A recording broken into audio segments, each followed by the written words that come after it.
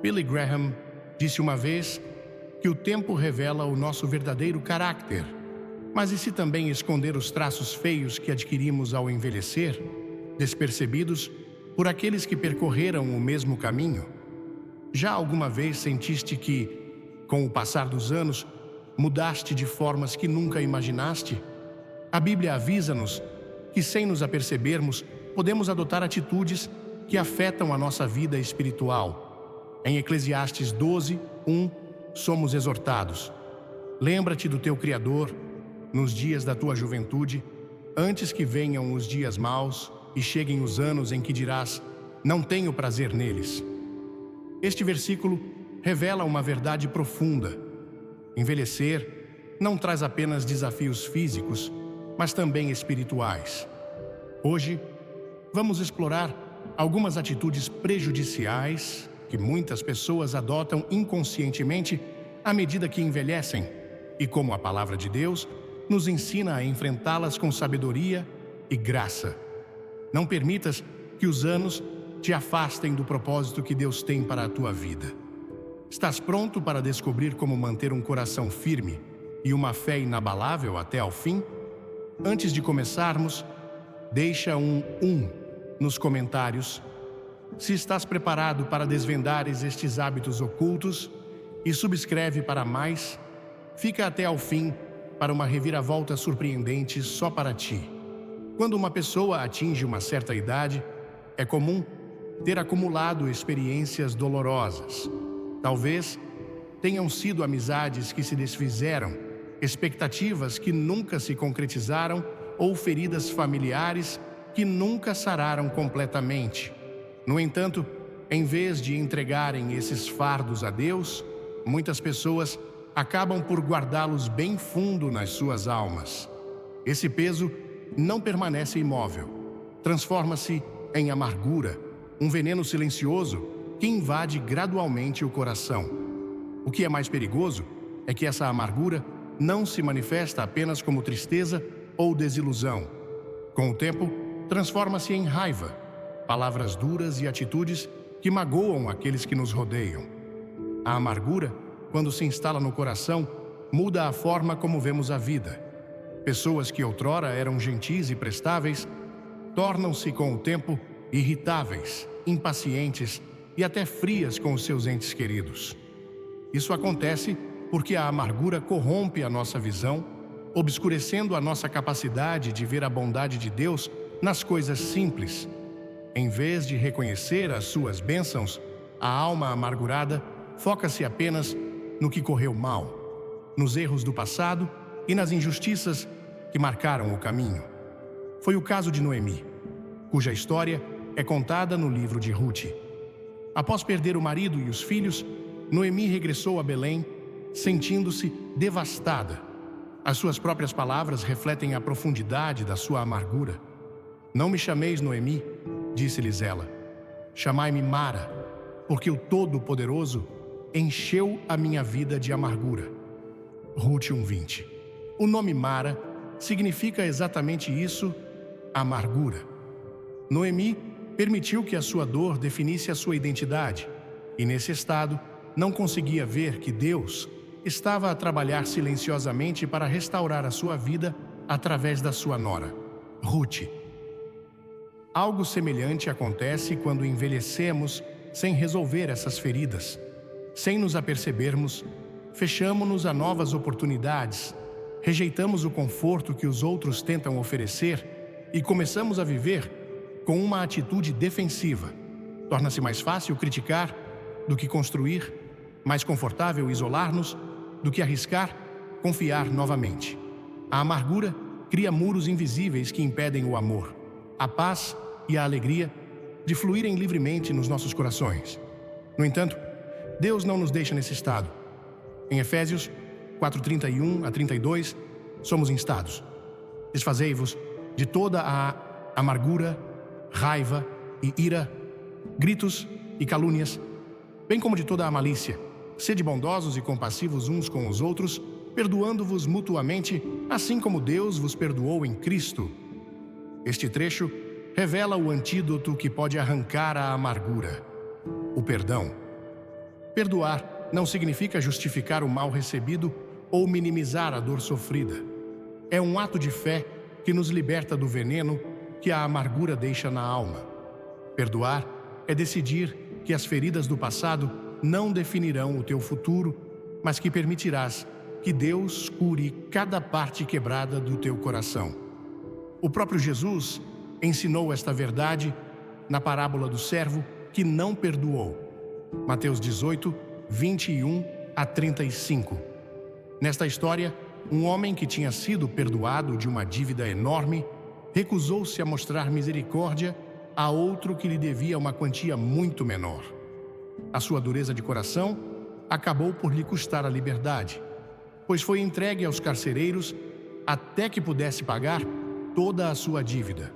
A amargura é assim. Aprisiona-nos numa cadeia espiritual que nos rouba a paz, a alegria e o prazer de viver. Na vida cotidiana, esta atitude pode manifestar-se de formas que parecem insignificantes. Uma mãe que, devido a feridas passadas, se torna distante dos filhos. Um avô que, por causa de antigos conflitos familiares, deixa de participar em reuniões e se isola. Ou um amigo que, devido a experiências dolorosas, parece sempre desconfiado e suspeito. Estas atitudes, embora pequenas, são sinais de que a amargura está a criar raízes. O problema com a amargura é que não se limita à pessoa que a abriga. Espalha-se, afetando aqueles que a rodeiam. Em casa, gera tensão constante. Na igreja, semeia divisão. Na vida social, cria distância e solidão. É por isso que Hebreus avisa que uma raiz de amargura causa problemas e contamina muitos. É por esta razão que Deus insiste tão fortemente que sejamos vigilantes com os nossos corações. A única forma de impedir que esta raiz se instale é permanecer perto de Deus, permitindo-lhe curar cada ferida e restaurar a alma. Davi compreendeu isso bem quando exclamou no Salmo 51:10: "Cria em mim um coração puro, ó Deus, e renova em mim um espírito firme." Este versículo revela que o coração humano, por natureza, fica manchado pelas feridas do passado. Mas Deus é poderoso o suficiente para o purificar e renovar. Não importa quantos anos tenhas vivido ou quantas desilusões tenhas enfrentado, se escolheres deixar Deus trabalhar em ti, Ele é capaz de arrancar todo o vestígio de amargura e restaurar a paz na tua vida. Lembra-te de que a amargura não desaparece automaticamente. É um processo que começa com uma decisão consciente. A decisão de entregar a Deus todo o ressentimento acumulado. Isso envolve abrir o teu coração em oração e reconhecer essas feridas que ainda doem. Podes ficar surpreendido ao descobrir que alguns desses sentimentos estão presentes há anos, escondidos sob a rotina da vida cotidiana. Mas uma vez que os apresentes diante de Deus, Ele começa a curar cada fenda na tua alma, permitindo que o seu amor flua novamente na tua vida. Quando isso acontece, a mudança é evidente. Pessoas que antes viviam presas à crítica e à raiva tornam-se pacientes e compassivas. Aqueles que se tinham afastado dos entes queridos abrem novamente os seus corações, e aqueles que tinham perdido a capacidade de desfrutar da vida redescobrem a alegria nas pequenas coisas. É o poder transformador de Deus a atuar num coração que se rendeu totalmente. Se isto te toca, carrega no botão Gosto e subscreve. Se não, diz-nos por que nos comentários. Não percas a revelação chocante no final. Se ao refletires sobre a tua vida, perceberes que a amargura criou raízes em ti, lembra-te de que não é tarde demais para começar de novo. Não deixes que o peso do passado defina o teu futuro. Deus está disposto a curar cada ferida, restaurar cada relação e encher o teu coração com uma paz que ultrapassa todo o entendimento. Permite que o seu amor te transforme por dentro, para que possas viver plenamente cada dia que Ele te dá. Noemi acreditava que a sua história terminaria marcada pela dor, mas Deus tinha outros planos. No final, a sua vida foi restaurada e abençoada de uma forma que ela nunca imaginou, porque escolheu confiar novamente no plano divino. O mesmo pode acontecer contigo se entregares cada canto do teu coração a Deus. Não permitas que a amargura controle as tuas palavras, as tuas relações ou a tua visão do futuro. Hoje é o dia de escolher o perdão, de colocar as tuas feridas diante de Deus e de deixar que Ele te encha com o seu amor inesgotável.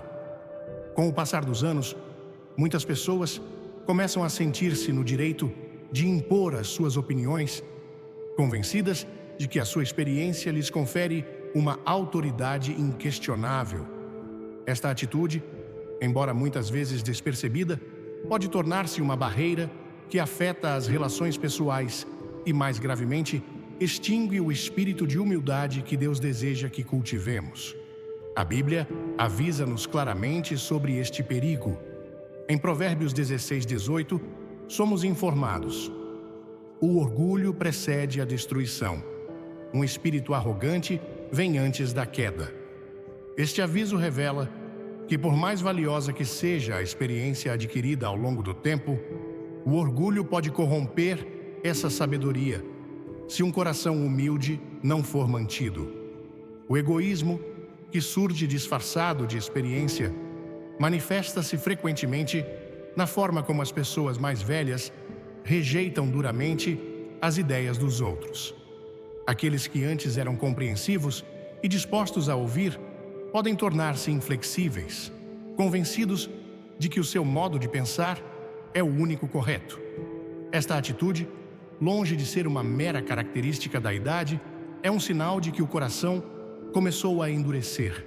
O apóstolo Paulo alertou sobre esta tendência em Romanos 12:3, quando disse: pela graça que me foi dada, digo a cada um de vós: não penseis de vós mesmos mais altamente do que convém, mas sim com moderação, de acordo com a medida de fé que Deus vos deu. A experiência acumulada ao longo dos anos é um tesouro, mas quando se torna uma fonte de arrogância, pode afastar-nos do caráter de Cristo. Este tipo de egoísmo infiltra-se nas conversas cotidianas. Algumas pessoas, sem se aperceberem, recusam considerar as ideias dos outros, acreditando que estão sempre certas. O que começa como uma tentativa de partilhar experiências pode facilmente transformar-se num hábito de interromper, descartar ou menosprezar as opiniões de quem as rodeia. Em vez de oferecer conselhos com amor, acabam por impor as suas visões de forma dura, criando distância com os seus entes queridos. Esta atitude não afeta apenas as relações familiares, mas também pode gerar um clima de conflito na igreja e na comunidade.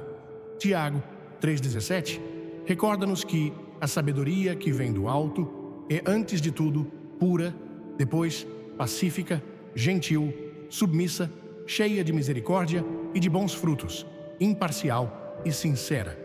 Um coração sábio não procura impor o seu julgamento, mas abre-se para ouvir, compreendendo que cada pessoa segue um caminho diferente na sua relação com Deus. Nas Escrituras, encontramos um exemplo claro deste erro na história do rei Uzias. Durante muitos anos, Uzias foi um rei justo que governou com sabedoria e temor a Deus. No entanto, com o tempo, o seu sucesso e experiência levaram-no à armadilha do orgulho.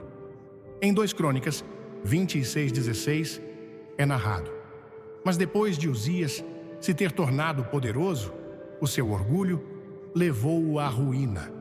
Ele foi infiel ao Senhor, seu Deus, e entrou no templo do Senhor para queimar incenso no altar do incenso. Uzias, convencido de que a sua autoridade como rei lhe dava o direito de tomar o lugar dos sacerdotes, ignorou os avisos e agiu movido pelo orgulho. A sua arrogância teve consequências devastadoras. Deus feriu-o com lepra, e ele passou o resto da sua vida isolado do povo, separado de tudo o que tinha construído. Este relato é um aviso poderoso para aqueles que, sem se aperceberem, permitem que a arrogância se infiltre nos seus corações à medida que os anos passam. O egoísmo disfarçado de experiência leva-nos a esquecer que toda a sabedoria vem de Deus e que a nossa posição na vida é resultado da sua graça.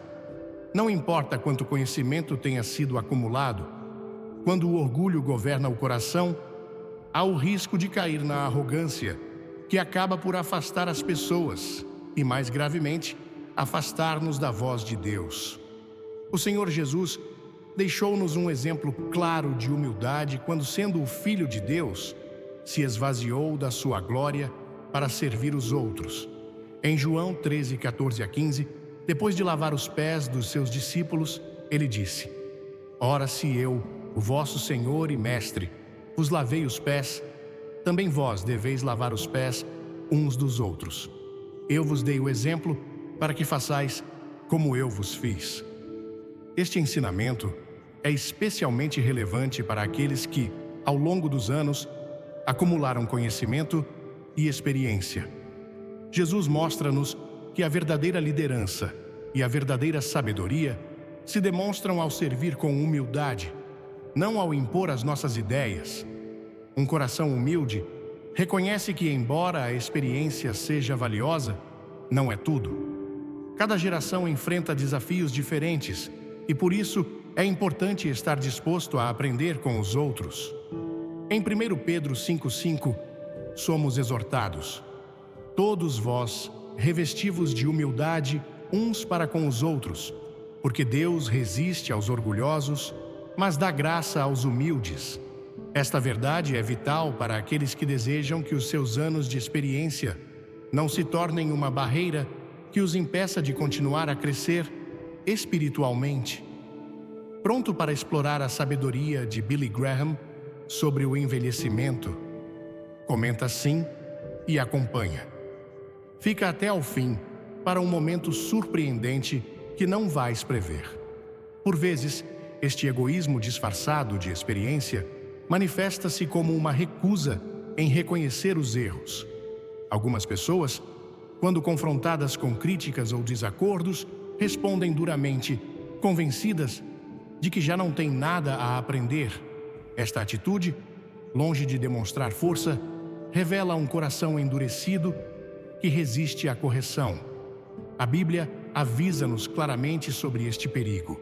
Em Provérbios 29, 1, está escrito: quem permanece obstinado, após muitas repreensões, será subitamente destruído, sem remédio.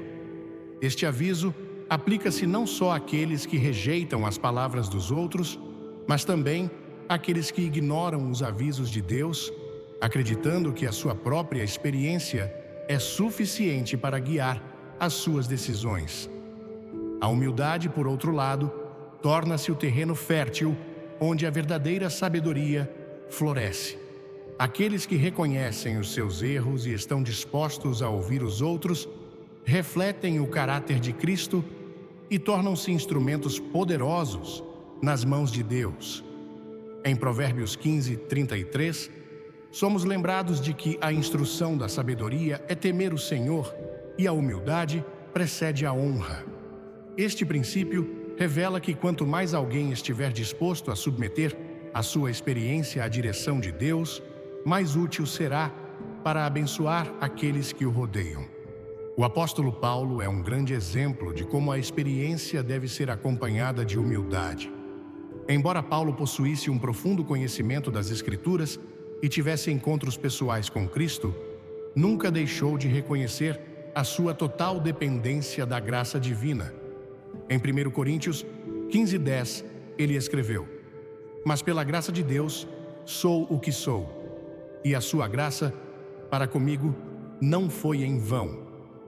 Paulo não se agarrou à sua experiência como fonte de autoridade, mas sempre exaltou a misericórdia de Deus como a verdadeira fonte da sua sabedoria.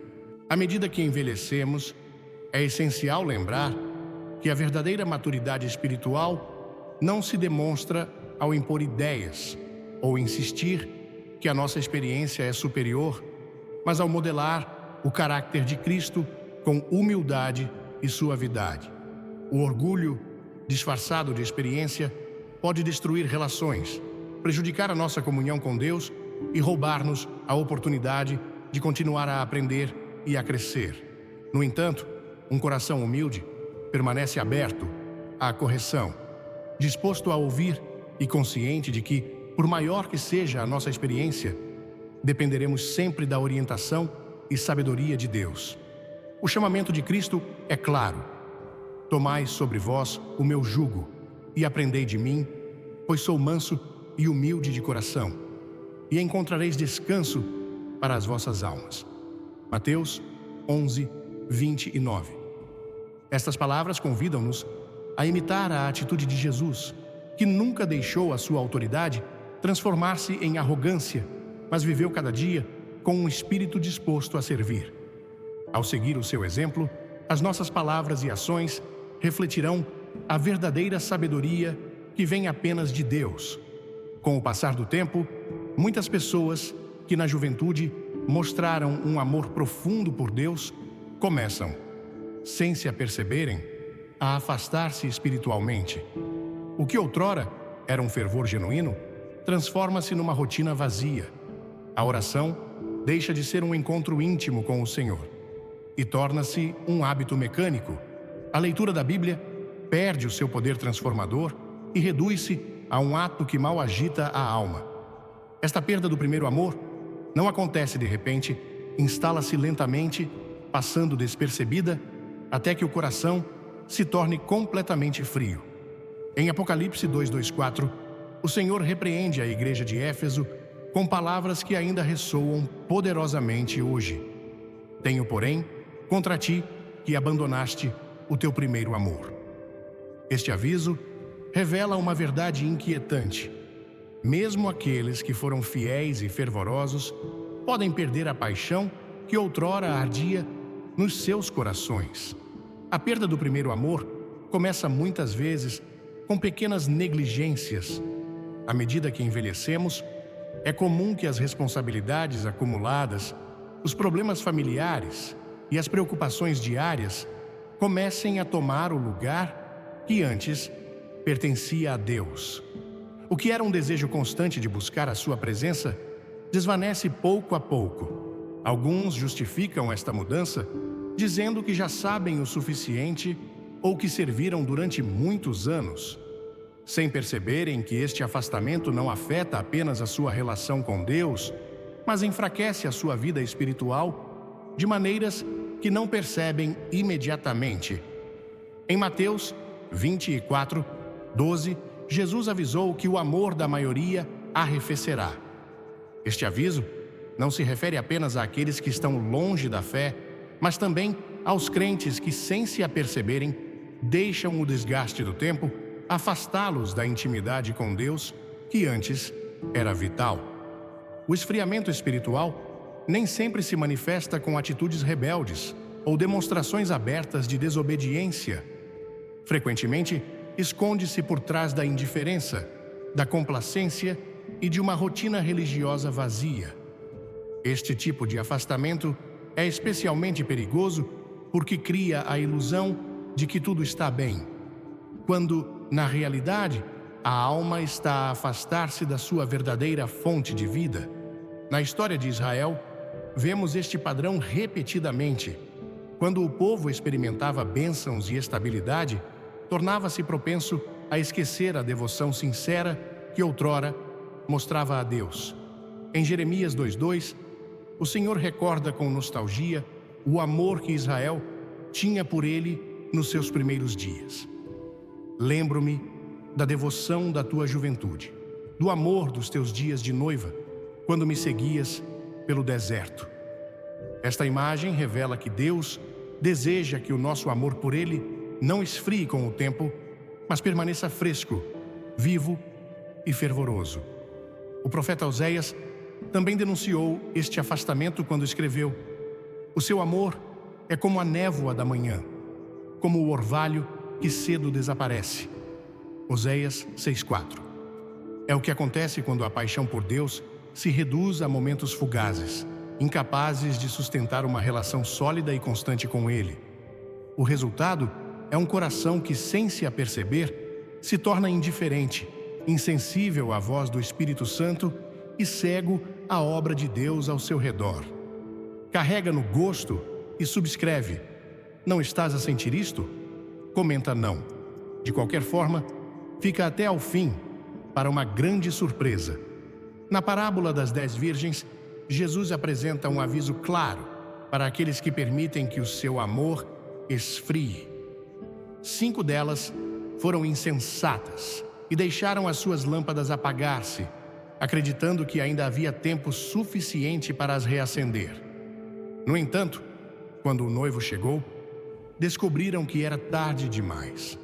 Esta história revela que a perda do primeiro amor não afeta apenas o presente, mas pode ter consequências eternas se não forem tomadas medidas a tempo.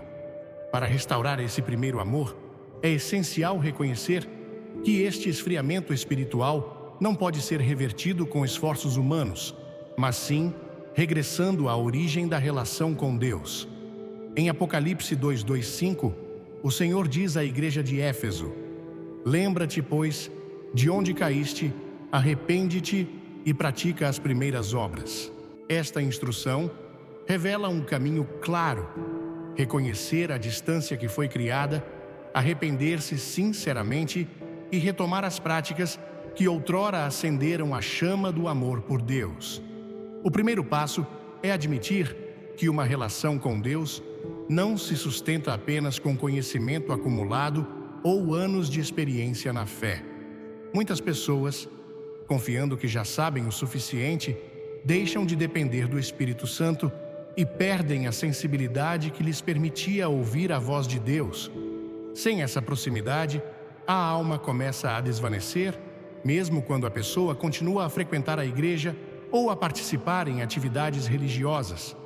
Por esta razão, Davi exclamou no Salmo 51:12: restitui-me a alegria da tua salvação e sustenta-me com um espírito voluntário.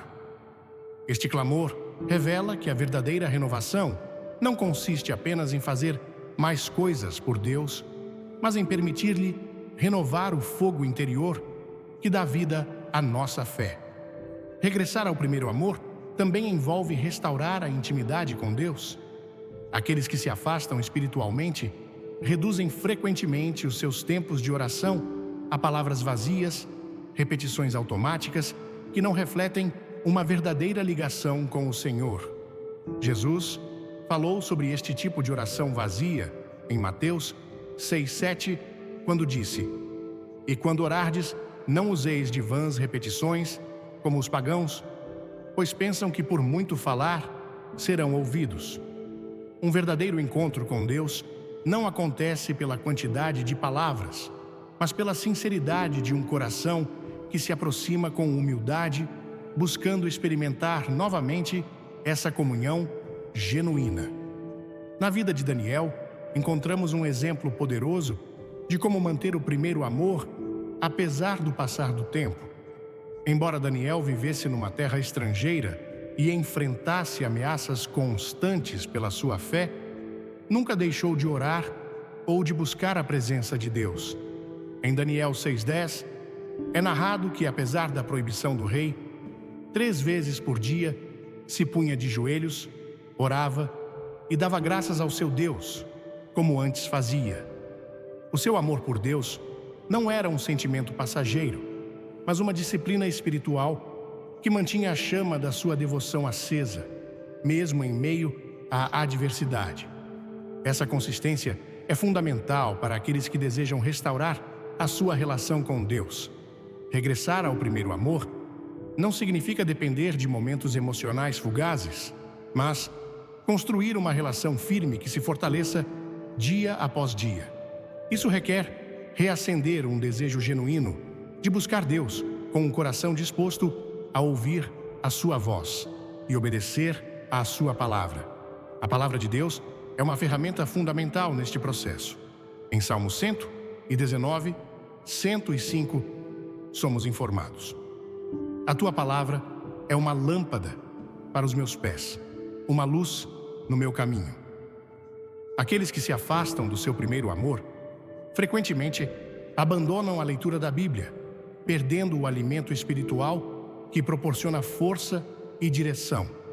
As Escrituras não apenas revelam quem Deus é, mas também despertam no coração um desejo profundo de o conhecer mais. Ao meditar nos seus ensinamentos, a alma é reavivada e a paixão por Cristo começa a ser restaurada. Recuperar o primeiro amor também exige uma vontade sincera de entregar o coração a Deus, reconhecendo que sem Ele nada é suficiente. Em João 15:5, Jesus declarou: Eu sou a videira, vós sois os ramos. Se permanecerdes em mim e eu em vós, dareis muito fruto. Sem mim, nada podeis fazer.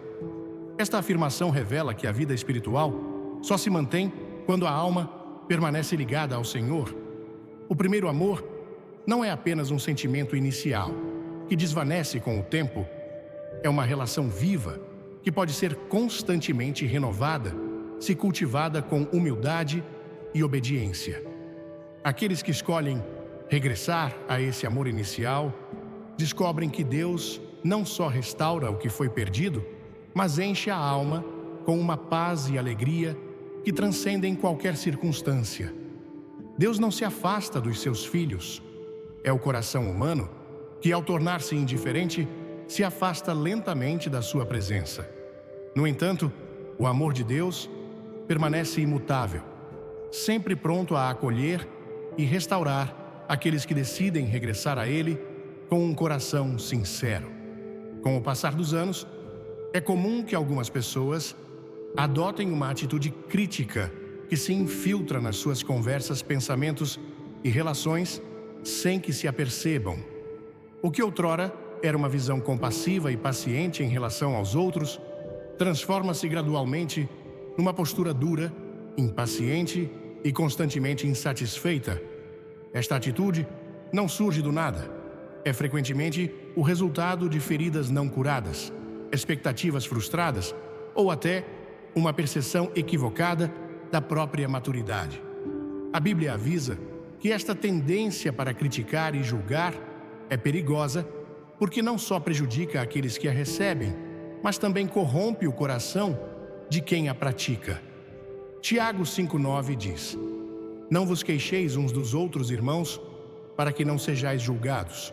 Eis que o juiz está à porta. Este aviso revela que uma atitude crítica não é apenas prejudicial às relações humanas, mas também afeta a nossa relação com Deus. Vamos interagir? Comenta 6 para 6 hábitos. Subscreve para mais reflexões e fica até ao fim para uma surpresa inesperada. A crítica constante disfarça-se muitas vezes de preocupação pelo bem-estar dos outros, mas, na realidade, revela um coração endurecido que perdeu a capacidade de mostrar graça e misericórdia. Jesus foi muito claro ao avisar sobre este perigo quando disse em Mateus 7:3-5: Por que olhas para o argueiro no olho do teu irmão, e não reparas na trave que está no teu próprio olho? Como podes dizer ao teu irmão: Deixa-me tirar o argueiro do teu olho, quando tens uma trave no teu? Hipócrita, tira primeiro a trave do teu olho, e então verás claramente para tirar o argueiro do olho do teu irmão. Este trecho não só denuncia a hipocrisia escondida por trás de uma atitude crítica, mas também mostra que esta tendência é frequentemente acompanhada por uma cegueira espiritual que impede de reconhecer os próprios defeitos. O problema com este comportamento é que se torna um hábito difícil de detectar. Aqueles que o praticam justificam-no muitas vezes como uma forma de dar conselhos ou dizer as coisas como elas são, sem perceberem o impacto das suas palavras nos outros. A crítica constante desgasta as relações, cria ressentimento e constrói muros de distância emocional que afetam a vida familiar e a comunhão na igreja. Em vez de edificar, este tipo de discurso fere e enfraquece, afastando as pessoas em vez de as aproximar de Deus. As Escrituras ensinam-nos que um coração que vive em crítica constante revela uma profunda carência espiritual. Em Lucas 6,45, Jesus disse: "O homem bom tira coisas boas do bom tesouro do seu coração, e o homem mau do ar tira coisas más do mau tesouro do seu coração, porque a boca fala do que o coração está cheio." A crítica constante não é apenas o reflexo de uma opinião negativa, mas a manifestação de um coração cheio de insatisfação, amargura ou até inveja. Quando alguém se habitua a ver o mal em cada situação, perde a capacidade de reconhecer as bênçãos que Deus continua a derramar na sua vida. O povo de Israel é um exemplo claro de como uma atitude crítica pode tornar-se um obstáculo para receber as promessas de Deus. Durante a sua jornada pelo deserto, o povo não parou de se queixar, mesmo depois de testemunhar milagres extraordinários. Em Números 14:27, o Senhor expressou o seu desagrado, dizendo: "Até quando esta comunidade perversa murmurará contra mim? Tenho ouvido as queixas destes israelitas murmuradores." A sua crítica e queixas constantes endureceram os seus corações, levando-os a duvidar da fidelidade de Deus e, em última análise, impedindo-os de entrar na terra prometida. A sua atitude crítica não mostrou apenas ingratidão, mas também os tornou incapazes de confiar no plano divino. Este tipo de comportamento não afeta apenas aqueles que estão próximos, mas também prejudica a própria vida espiritual. Uma pessoa que se habitua a criticar torna-se incapaz de desfrutar da paz que Deus deseja dar. Em vez de ver bênçãos, foca-se nos problemas. Em vez de confiar na provisão divina, obceca-se com o que considera insuficiente ou incorreto. Esta atitude não só extingue a alegria, mas também impede a alma de repousar na soberania de Deus. Filipenses 2:10 e 14 exorta-nos: "Fazei tudo sem murmurações nem disputas." Esta instrução não é apenas um convite a evitar conflitos, mas um convite a cultivar um coração grato que escolhe focar-se no bem, mesmo em meio às dificuldades. A crítica também tem o poder de enfraquecer a fé. Quando alguém se habitua a questionar tudo, deixa gradualmente de confiar na vontade de Deus. O que começa como uma atitude negativa em relação aos outros acaba por refletir uma incredulidade que impede de reconhecer a mão de Deus na vida cotidiana. Em Romanos 14:4, Paulo pergunta: "Quem és tu para julgar o servo de outro? Ele mantém-se de pé ou cai perante o seu próprio Senhor, e ele manter-se-á de pé, pois o Senhor é capaz de o sustentar." Este trecho recorda-nos que só Deus conhece plenamente o coração de cada pessoa e que criticar constantemente os outros revela uma falta de confiança no seu poder de agir nas suas vidas. A solução para aqueles que caíram nesta atitude crítica não é simplesmente tentar ser mais positivos, mas permitir que Deus transforme o coração por dentro. Em Ezequiel 36:26, o Senhor promete: "Dar-vos-ei um coração novo e porei em vós um espírito novo. Tirarei de vós o coração de pedra e dar-vos-ei um coração de carne." Esta mudança não acontece apenas pelo esforço humano, mas através de uma obra sobrenatural que só o Espírito Santo pode realizar em aqueles que se rendem sinceramente a Ele. O primeiro passo para superar esta atitude é reconhecer que a crítica constante revela uma necessidade interior que só Deus pode suprir. Aqueles que criticam frequentemente são muitas vezes pessoas que carregam inseguranças, medos ou feridas passadas que nunca sararam. Assim, ao apresentar esses fardos a Deus, o coração começa a experimentar um repouso que transforma a forma como os outros são vistos. Em vez de procurar defeitos, uma alma restaurada por Cristo aprende a ver o potencial que Deus está a desenvolver em cada pessoa. O apóstolo Paulo compreendeu esta verdade quando escreveu em Efésios 4:29. Não saia da vossa boca nenhuma palavra torpe, mas apenas a que for útil para edificar, conforme a necessidade, para que dê graça aos que a ouvem. As palavras que edificam vêm de um coração cheio do amor de Deus. Quando a alma está satisfeita com a sua presença, deixa de sentir a necessidade de menosprezar ou criticar. Em vez disso, torna-se uma fonte de encorajamento, paz e restauração para os outros, aqueles que escolhem abandonar a crítica e cultivar uma atitude de gratidão, descobrem que as suas vidas mudam radicalmente. A alegria, que parecia distante, regressa. As relações que antes eram tensas começam a sarar. E, acima de tudo, a comunhão com Deus fortalece-se. Em vez de se focar no que está errado, o coração aprende a confiar que Deus continua a trabalhar, mesmo nas circunstâncias mais difíceis.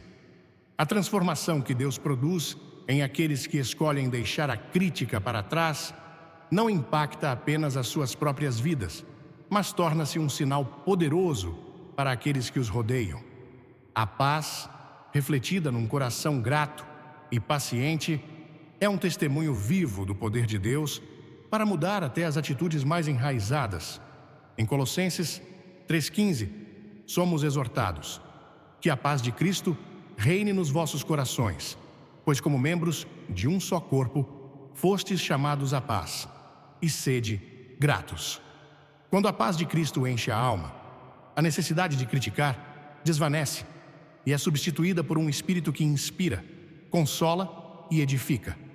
Deus deseja que cada um dos seus filhos reflita o seu amor em cada palavra e atitude. Aqueles que lhe permitem transformar o seu interior não só encontram repouso para as suas almas, mas também se tornam instrumentos poderosos para trazer luz e esperança àqueles que os rodeiam. O passar do tempo pode trazer consigo uma sensação de insegurança que, sem aviso, se torna uma força que domina o coração. O que antes parecia estável agora parece incerto, e o que outrora inspirava confiança agora desperta medo. Esta mudança acontece subtilmente, mas os seus efeitos podem ser profundos. A ansiedade sobre o futuro instala-se na mente, transformando a forma como as decisões são tomadas, os desafios são enfrentados e até a presença de Deus é percebida. Em Isaías 41:10, o Senhor declara: Não temas, pois eu estou contigo. Não te assustes, pois eu sou o teu Deus. Eu te fortaleço e te ajudo. Eu te sustento com a minha mão direita justa. Estas palavras não são apenas um conforto passageiro, mas um poderoso lembrete de que o medo do futuro é um fardo que Deus não quer que os seus filhos carreguem. O medo que toma conta do coração na velhice não se manifesta geralmente com reações extremas, mas em pensamentos persistentes que consomem gradualmente a paz. A incerteza econômica, as preocupações com a saúde e o medo de perder entes queridos são algumas das inquietações que começam a governar a mente. Embora estas preocupações pareçam naturais, tornam-se um perigo espiritual quando substituem a confiança em Deus.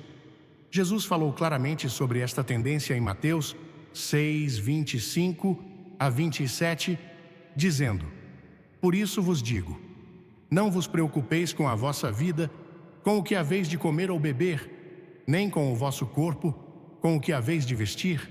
Não é a vida mais do que o alimento, e o corpo mais do que a roupa? Olhai para as aves do céu. Não semeiam, nem colhem, nem guardam em celeiros, e o vosso Pai Celestial as alimenta. Não valeis vós muito mais do que elas? Este apelo à confiança revela que Deus não só está ciente das nossas necessidades, mas já providenciou para cada uma delas. A vida de Abraão ilustra claramente como a confiança em Deus pode sustentar o coração, mesmo quando o futuro parece incerto.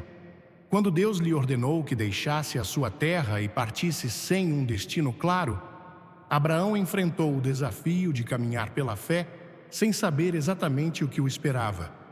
Em Hebreus 11:8, somos informados. Pela fé, Abraão, quando foi chamado para ir a um lugar que mais tarde receberia como herança, obedeceu e partiu, mesmo sem saber para onde ia. A sua obediência foi um ato de completa dependência da provisão divina, uma demonstração de que a fé não se baseia em ver o futuro claramente, mas em confiar que Deus guiará cada passo do caminho. O medo do futuro intensifica-se quando a alma se desconecta desta verdade. A incerteza torna-se um fardo pesado porque o coração tenta controlar o que está fora do seu alcance. Esta ansiedade não só esgota as forças, mas também extingue a capacidade de desfrutar do presente. Em Filipenses 4, 6 a 7, o apóstolo Paulo oferece uma instrução que se torna vital para aqueles que lutam com este medo. Não vos inquieteis com coisa alguma, mas em tudo, pela oração e pela súplica, com ação de graças, apresentai os vossos pedidos a Deus. E a paz de Deus, que excede todo o entendimento, guardará os vossos corações e os vossos pensamentos em Cristo Jesus. Esta promessa revela que a paz não depende da resolução imediata das circunstâncias, mas do coração aprender a repousar na certeza de que Deus está no controle. O medo do futuro pode também levar as pessoas a tornarem-se excessivamente cautelosas, evitando qualquer decisão que envolva risco ou incerteza. Esta atitude, que parece sensata, pode esconder uma falta de confiança na direção divina. Jesus ensinou sobre este perigo na parábola dos talentos. Em Mateus 25, 24 a 25, é narrado que um dos servos, dominado pelo medo, escondeu o talento que o seu senhor lhe confiara. Quando chamado a prestar contas, disse: Senhor, eu sabia que és um homem duro, que colhes onde não semeaste e recolhes onde não espalhaste. Tive medo e fui esconder o teu talento na terra. Este homem permitiu que o medo definisse as suas ações e, como resultado, acabou por perder o que lhe fora confiado. O seu erro não foi a falta de recursos ou incapacidade de trabalhar, mas permitir que o medo o paralisasse. O medo do futuro pode também manifestar-se numa tendência de se agarrar demasiado aos bens materiais, acreditando que isso garante segurança. Esta mentalidade, longe de trazer paz, cria um fardo ainda maior.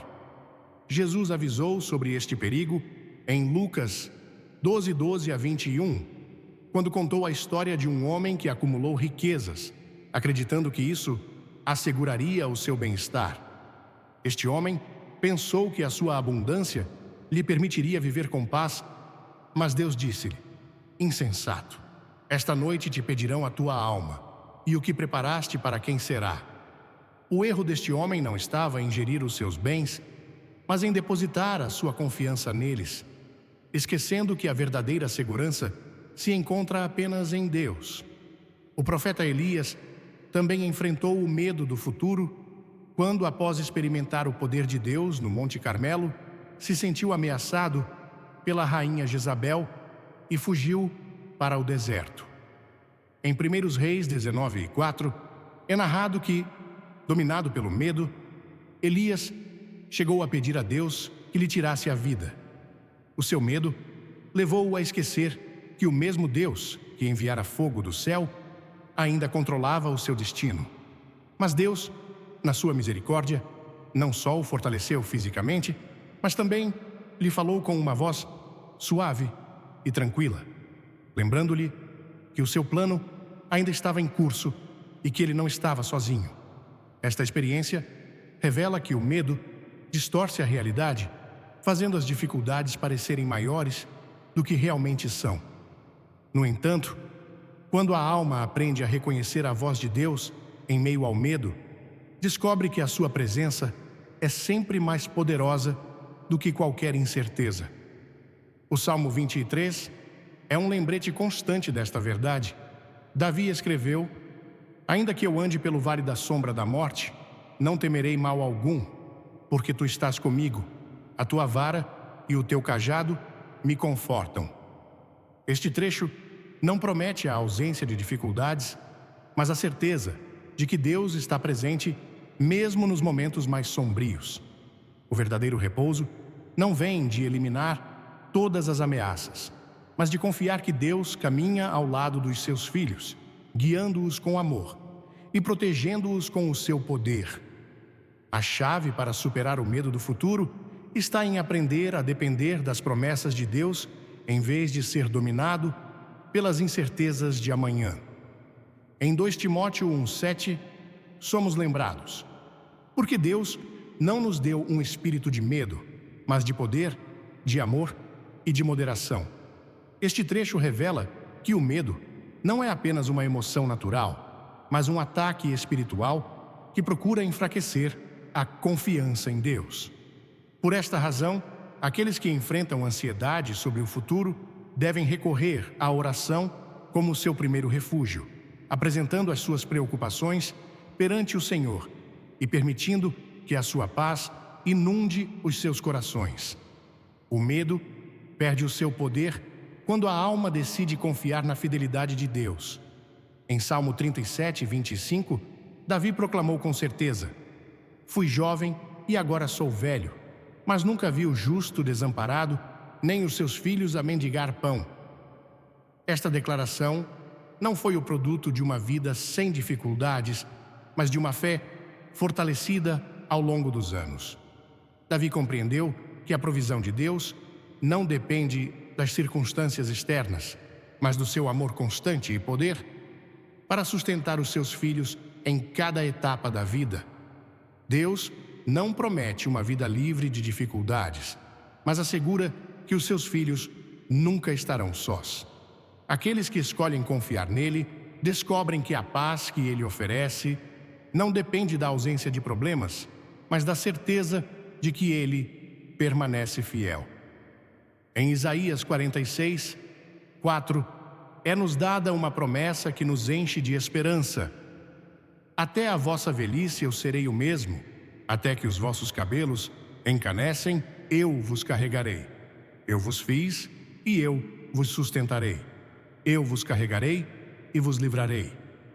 Esta verdade é suficiente para dissipar qualquer medo. Não importa quão incerto o futuro possa parecer, o Deus que foi fiel no passado permanecerá fiel até ao fim. Com o passar do tempo, muitas pessoas começam a isolar-se. O que inicialmente parece uma busca por tranquilidade ou um desejo de evitar conflitos, transforma-se lentamente num afastamento que afeta o coração e enfraquece o espírito. A Bíblia avisa sobre este perigo porque o isolamento não só limita a ligação com os outros, mas também extingue a força que vem da comunhão e do apoio mútuo. Em Provérbios 18, 1, somos informados: quem se isola busca o seu próprio interesse e rebela-se contra toda a sabedoria. Este trecho revela que afastar-se do ambiente social e espiritual não é apenas prejudicial, mas pode levar a um endurecimento da alma que nos distancia do plano de Deus. O isolamento raramente se apresenta de forma súbita. Geralmente começa com decisões que parecem inofensivas: faltar a encontros familiares, afastar-se dos amigos ou reduzir o tempo passado em comunhão com outros crentes. Em muitos casos, este afastamento provém de um esgotamento emocional acumulado ao longo dos anos, especialmente após enfrentar desilusões, traições ou perdas significativas. No entanto, a solidão prolongada não proporciona o alívio que promete. Pelo contrário, fortalece pensamentos negativos, aumenta a ansiedade e cria um ciclo em que a alma se fecha sobre si mesma. Esta desconexão silenciosa faz com que a pessoa se torne mais irritável, mais desconfiada e menos disposta a receber o conforto e o encorajamento que Deus deseja proporcionar através dos outros. Deus desenhou a vida cristã para ser vivida em comunidade. Desde o início, o seu plano incluiu as relações com os outros como um elemento essencial para o crescimento espiritual. Em Eclesiastes 4, 9 a 10, somos lembrados: melhor é serem dois do que um, porque tem melhor recompensa pelo seu trabalho. Pois se caírem, um levantará o seu companheiro. Mas ai daquele que estiver só e cair, pois não terá quem o levante. Este princípio revela que o apoio mútuo é indispensável para enfrentar os desafios da vida. O isolamento, por outro lado, expõe a alma à fragilidade, pois, quando surgem dificuldades, não há ninguém para oferecer encorajamento ou proporcionar conforto em momentos de fraqueza. A história do profeta Elias é um exemplo claro de como o isolamento pode enfraquecer até o crente mais forte. Após derrotar os profetas de Baal e testemunhar o poder de Deus de forma extraordinária, Elias deixou o medo consumi-lo e fugiu para o deserto. Aí, imerso na solidão, chegou ao ponto de desesperar da vida. Em 1 Reis 19:4, é narrado que ele orou dizendo: basta, Senhor. Tira minha vida, pois não sou melhor do que os meus antepassados. O seu desespero não veio apenas do perigo que enfrentava, mas do isolamento que permitiu que os seus pensamentos fossem dominados pelo medo e pela desesperança. Foi nesse estado de solidão que Elias acreditou estar completamente sozinho, declarando no versículo 10: tenho sido muito zeloso pelo Senhor Deus Todo-Poderoso.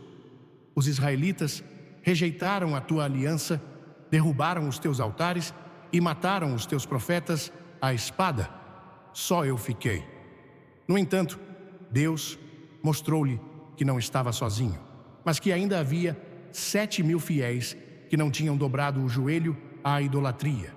Elias permitiu que o isolamento distorcesse a sua percepção, fazendo-o acreditar que estava completamente abandonado, quando, na realidade, Deus ainda estava a trabalhar em seu favor. O isolamento pode também endurecer o coração e enfraquecer a sensibilidade espiritual. Quando alguém se distancia das suas relações mais próximas e evita a comunhão com a igreja, expõe-se a uma indiferença perigosa que extingue o desejo de buscar Deus. Em Hebreus 10:25, somos exortados: não deixemos de nos reunir, como é costume de alguns, mas encorajemo-nos uns aos outros, e tanto mais quanto vedes aproximar-se o dia. Esta instrução não é apenas uma recomendação para participar em encontros religiosos, mas um aviso sobre a importância de permanecer conectado à comunidade de fé. Ao afastar-se deste círculo de apoio, uma pessoa priva-se do encorajamento espiritual que fortalece a fé e renova a esperança. O distanciamento pode também alimentar a amargura, especialmente quando as feridas do passado não sararam completamente. Um coração que se fecha começa a repetir constantemente as ofensas que recebeu, acumulando ressentimento e perdendo a capacidade de perdoar. Em vez de encontrar paz na solidão, a pessoa fica presa em pensamentos que a consomem e a isolam ainda mais. Em Efésios 4:31 a 32, somos instados: desfazei-vos de toda a amargura, raiva e ira, gritos e calúnias, bem como de toda a malícia. Sede bondosos e compassivos uns com os outros, perdoando-vos mutuamente, assim como Deus vos perdoou em Cristo. Este apelo revela que a restauração da alma requer abandonar as barreiras emocionais que o isolamento constrói, permitindo que a graça de Deus cure as feridas e restaure a paz interior. O próprio Jesus enfatizou a importância de viver em comunhão com os outros. Quando enviou os seus discípulos a pregar o Evangelho, não os enviou sozinhos, mas em pares. Em Marcos 6:7, é narrado que, chamando os 12 a si, começou a enviá-los 2 a 2 e deu-lhes autoridade sobre os espíritos impuros. Este ato não foi uma coincidência. Jesus sabia que a presença de um companheiro fortalece o espírito, proporciona proteção e oferece conforto em momentos de fraqueza. A vida cristã não foi desenhada para ser vivida em isolamento, mas num ambiente de apoio mútuo, onde o amor, o encorajamento e a correção fortalecem a fé. No Novo Testamento, o apóstolo Paulo também destaca a importância de permanecer unido ao corpo de Cristo. Em 1 Coríntios 12, 12 ao 13, ele explica: tal como o corpo, sendo um só, tem muitos membros, e todos os membros do corpo, embora muitos, formam um só corpo, assim é com Cristo. Pois todos nós fomos batizados num só Espírito para formar um só corpo, quer judeus, quer gentios, quer escravos, quer livres, e todos fomos feitos para beber de um só Espírito. Esta imagem do corpo revela que cada crente é uma parte essencial do plano de Deus e que o isolamento impede que essa ligação produza os frutos que Deus deseja. Uma pessoa que se afasta do corpo torna-se vulnerável, perde a oportunidade de ser edificada e também priva os outros do bem que poderia contribuir. Deus não só nos chama a viver em comunhão, mas promete bênçãos para aqueles que escolhem permanecer unidos. O Salmo 133, versículo 1, proclama: como é bom e agradável quando o povo de Deus vive em unidade. Esta unidade não só fortalece a fé, mas também produz alegria, paz e um profundo sentido de pertença. Aqueles que decidem quebrar o ciclo de isolamento e reconectar-se com os seus entes queridos e a igreja descobrem que a verdadeira paz não se encontra ao afastar-se dos outros, mas ao abrir o coração para receber e oferecer amor. O isolamento também se combate cultivando uma atitude de serviço. Em Gálatas 6:2, somos exortados: levai as cargas uns dos outros e assim cumprireis a lei de Cristo. O ato de alcançar os outros para oferecer ajuda, encorajamento ou conforto não só fortalece o destinatário, mas também cura o coração de quem dá. Ao envolver-se nas vidas dos outros, as barreiras do isolamento são quebradas e a plenitude que vem da comunhão genuína é novamente experimentada. Deus deseja que cada um dos seus filhos viva rodeado de pessoas que fortaleçam a sua fé e estejam dispostas a oferecer conforto em tempos de dificuldade. A solidão prolongada não é o caminho que ele desenhou, pois sabe que a alma precisa tanto da sua presença como do apoio daqueles que partilham a mesma fé. Aqueles que escolhem abandonar o isolamento descobrem que as feridas do passado podem ser curadas, as relações quebradas podem ser restauradas e a esperança que parecia distante pode renascer com força. Deus continua a chamar os seus filhos a viver em comunhão, porque nessa unidade o seu amor, graça e poder transformador se manifestam. À medida que os anos avançam, a alma enfrenta uma luta silenciosa que muitas vezes passa despercebida. Não se trata apenas das mudanças físicas ou das responsabilidades que se acumulam com o tempo, mas de uma batalha interna, travada no coração e na mente. Sem se aperceberem, muitas pessoas começam a carregar fardos que Deus nunca pretendeu que carregassem. O ressentimento esconde-se sob a desculpa da experiência, a crítica disfarça-se de conselhos bem-intencionados e o medo apresenta-se como precaução. No entanto, por trás de todas estas atitudes está uma raiz mais profunda que pode enredar a alma sem que a pessoa o perceba: a perda de um coração dócil. Um coração que deixa de ser moldável endurece com o tempo, fechando-se à correção, à renovação e ao chamamento de Deus. Esta rigidez interior não se forma de um dia para o outro, mas constrói-se gradualmente, alimentada pela ideia de que já não há mais nada a aprender, de que os mais jovens não têm nada a oferecer ou de que a etapa de crescimento espiritual já ficou para trás. No entanto, a palavra de Deus revela que o processo de transformação nunca para enquanto houver vida. Em Filipenses 1:6, somos lembrados: estou certo disto, aquele que começou em vós uma boa obra a levará a cabo até ao dia de Cristo Jesus. Esta verdade revela que, independentemente da idade ou das experiências vividas, Deus continua a trabalhar nos seus filhos, refinando os seus pensamentos, moldando as suas emoções e renovando a sua fé. Quando o coração deixa de ser dócil, também se fecha à voz do Espírito Santo. Esta atitude não só interrompe o crescimento espiritual, mas também impede a pessoa de receber as novas bênçãos que Deus deseja derramar.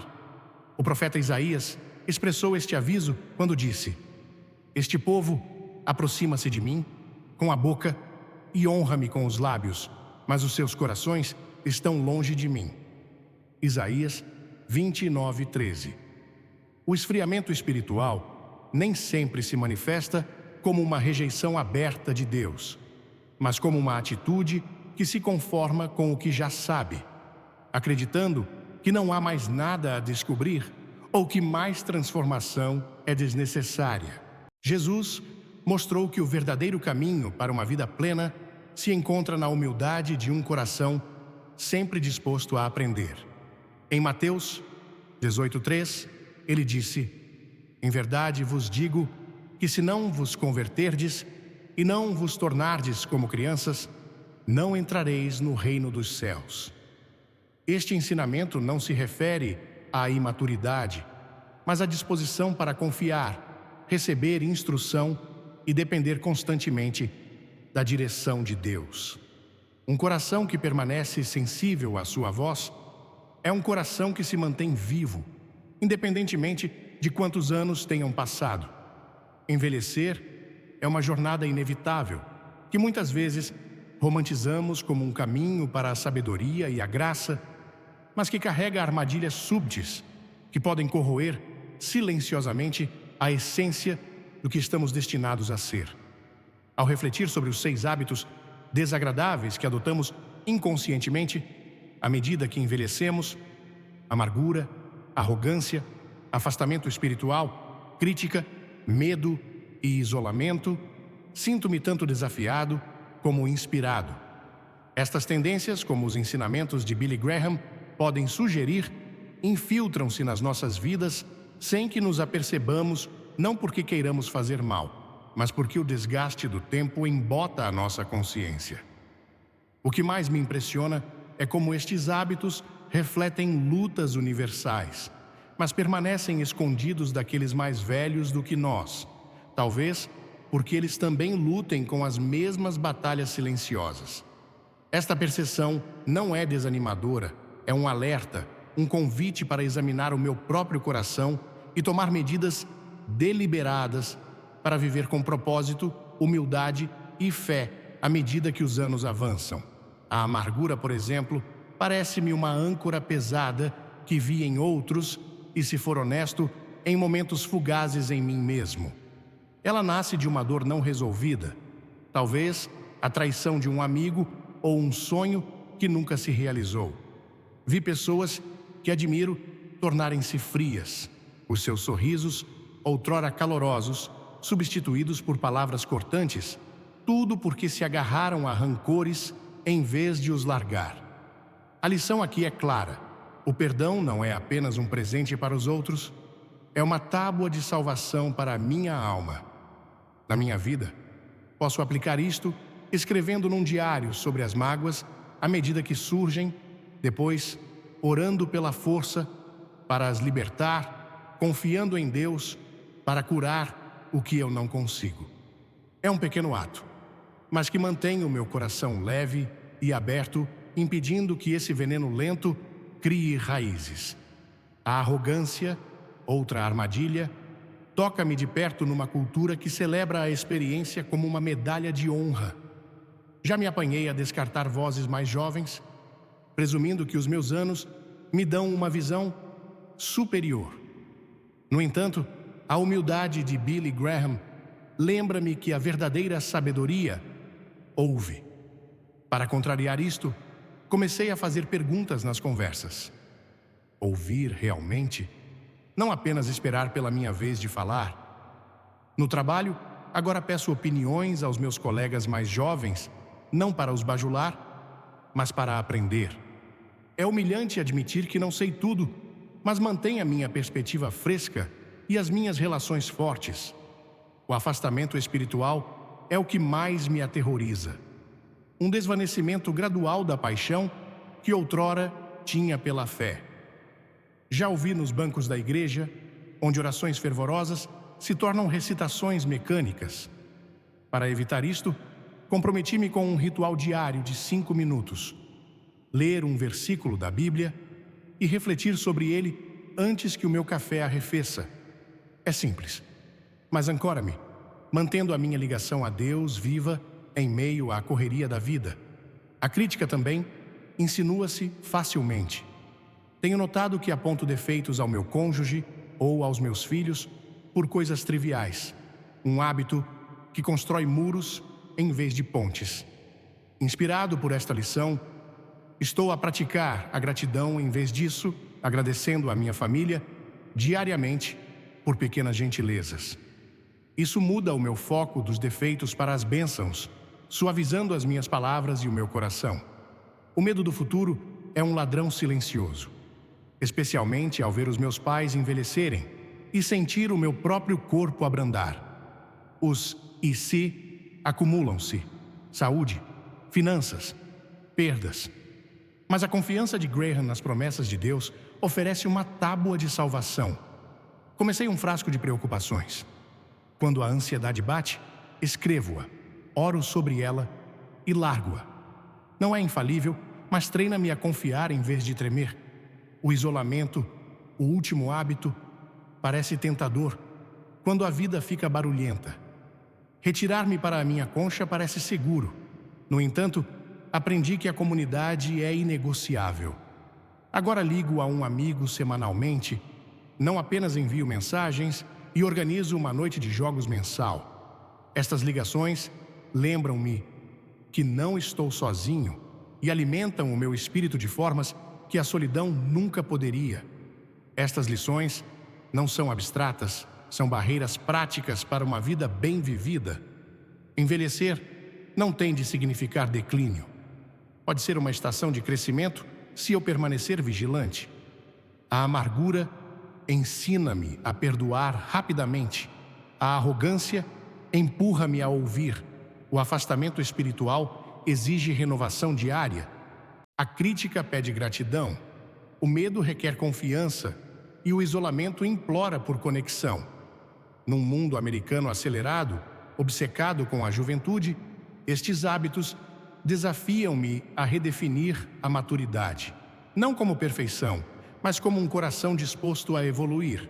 O legado de Billy Graham não está apenas nas suas palavras, está na resolução silenciosa de as viver, dia após dia, até ao fim. O que mais ressoa é a urgência de agir agora. Não quero olhar para trás aos 80 anos e ver um rastro de relações quebradas ou uma fé que esfriou. Por isso, escolho hoje perdoar aquele velho rancor, pedir a opinião do meu filho, orar com propósito, louvar em vez de criticar, confiar em Deus para amanhã e convidar um vizinho. Estes passos parecem pequenos, mas são poderosos. São a minha rebelião contra a deriva do tempo, o meu compromisso numa vida que honra Deus e abençoa os outros. Envelhecer pode trazer rugas, mas não tem de trazer arrependimentos, não se eu der ouvidos a estes avisos e abraçar estas verdades. Obrigado por me acompanhares nesta jornada pelos 6 hábitos desagradáveis que adotamos ao envelhecer, inspirado pela sabedoria de Billy Graham. Se isto te tocou, carrega no botão Gosto, partilha com alguém que precise e subscreve para mais reflexões para viveres a tua melhor vida. Deixa um comentário abaixo. Diz-me qual hábito te marcou ou como estás a lutar contra a deriva. Vamos manter a conversa viva e crescer juntos.